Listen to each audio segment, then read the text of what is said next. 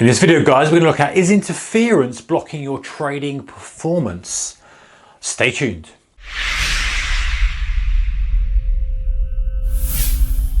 Hey traders, a very warm welcome to you. Welcome back to the channel. If you are a subscriber, I appreciate your support. Thank you. If you're new, just seen this video, a very warm welcome to you too. And hopefully I'll earn your subscription after you've seen this video. All right, guys, so trading is a complicated game. It's challenging, it's tricky. We come up against all sort of roadblocks that we have to overcome, we have to pursue, we have to grind through, have to go around, we have to adapt to. And I've got 8 things here which could be interfering with your trading performance. Let's look at them. All right, number 1.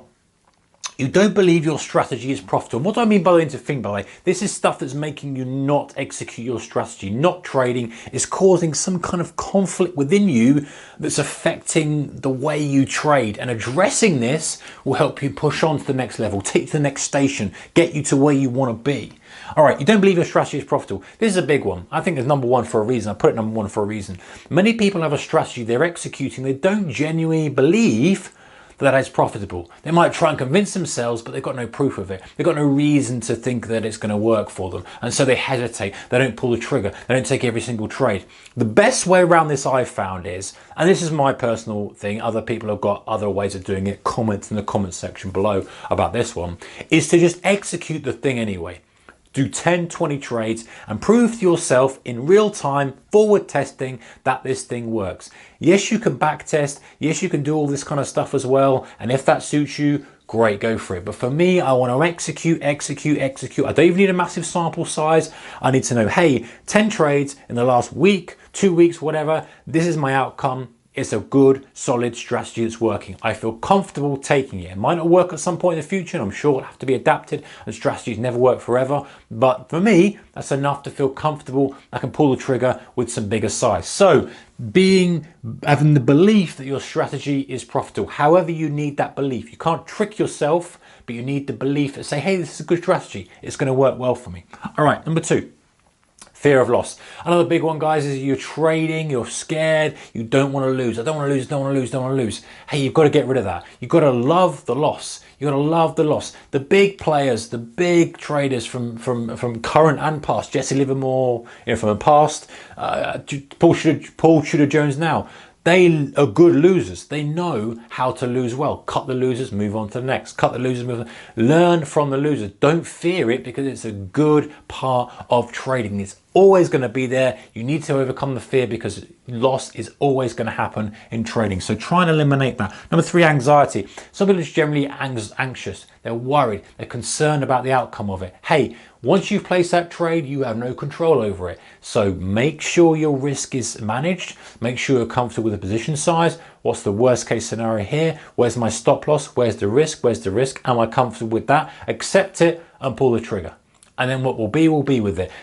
Often people get anxious because they think they're going to have massive catastrophic loss. Is that because you don't trust your stop loss? If so, put a hard stop loss in. Is that because of this? Is that because of that? If you're anxious, you need to deal with the fact of being comfortable with the risk you're taking. That's all you can control, is the risk. I'm risking X amount of money because that's my position size, that's my stop. Might get a little bit of slippage. Nothing else is going to happen to me. That is it. That's the risk. As long as my risk is managed, I'm good. Take the trade. Forget about all the worry. Right, number 4. Lack of strategy. Many traders won't have a strategy.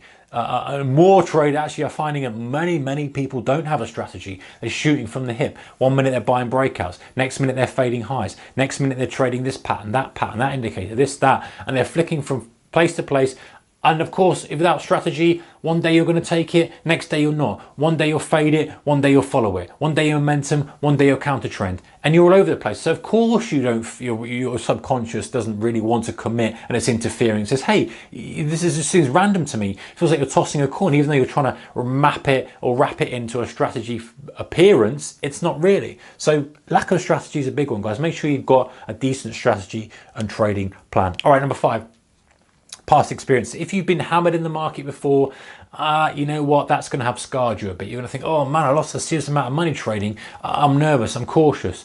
Easy thing to do with that, guys, dial down the size until you get the confidence back. Don't go straight back in with massive size, giving yourself all that huge risk again. Just dial down the size. Say, hey, you know what? It happened before. It's not going to happen again because I'm just going to take it carefully this time. I've learned my lesson. I'm not going to make the same mistake twice. I'm not going to trade the size I did. I'm not going to take the overnight risk or whatever it may be and learn from it and then change your trading approach from that. All right, number 6, guys, trading not to lose. The easiest way to not lose in trading, guys, and this is a real secret, don't tell anybody, don't trade, okay? If you don't want to lose, just don't trade. You cannot get over the fact that loss is there. Similar to kind of number 2, but some people trade not to lose. They don't trade to win and make money. They're trading to not lose. The easiest way to not lose, like I say, in jest, is to don't trade. Then guaranteed not to lose. But you've got to take the fact that you might lose because that's this trade-off you're making. Okay, you're going to lose some, you're going to win more. That's the game we're playing. Lose, lose, lose, win big. Lose, lose, lose, win big. We're trying to do that. So accept the loss, accept it's going to come. Comes back to understanding the risk, comes back to accepting the total risk, the total loss, the total worst case scenario for the trade. Number 7, guys, fear of being wrong. Ego, ego, ego. Guys, many of us have got a big ego. I don't want to be wrong. Chest beating. I don't want to be wrong. I need to be proved right. Hey, no one cares, man. Nobody cares. Market least of all cares. Nobody else cares about whether you're right or wrong. The only thing that matters is whether you're making money at the end of the month, the end of the year. So forget about it. Just flip your focus from being right and wrong. In fact, change the language completely, right and wrong, to focusing on just doing the right thing as a trader. That's the key thing you need to do. Get your ego out of the game. The market's got no time for egos. In fact, the market will chew up an ego and it will spit it out and it will completely crush it. I've seen it. Guys are in there swinging around. Yeah, I'm this, I'm that. You know, chest beating, going in. Maybe they've got a bit of cash behind them and they just get smacked by the market because the market will not tolerate egos. Number 8. Being a perfectionist. This is something that, you know, you can wait for exactly the right thing, exactly the right setup, exactly everything's got to be perfectly lined up. And it's not like that in trading. Trading is not really black and white. There's a lot of grey there. Yes, I think you have to have black and white in terms of your discipline for risk management. I'm not going to risk more than this. I'm going to do this and do that. But sometimes you've got to have a bit of a grey area. You've got to have a filter that's black and white. Say, hey, I want to take a continuation trade. I need a trend. How do I define a trend? Black and white. But then there's some grey. Hey, I want to buy this pullback here. It might go a little bit further than you want. It might not do this. It might not do that. You're never going to get something that matches up everything. And by the time, the irony is, by the time everything matches up your specific criteria, it may well be too late. It's like waiting for that confirmation. You're the last one to the party. You're the one holding the bag as the thing reverses. You've got to take a bit of risk. You've got to put yourself on the line sometimes, and being a perfectionist often doesn't help that. It does help in terms of risk management, definitely be a perfectionist in that, but everything else in trading, you need a little bit of flexibility. All right, guys, there's 8 for you. Any more in the comment section below. If you like this kind of stuff, hit the thumbs up. Much appreciated. Take care. Good trading. Keep the risk managed. Goodbye.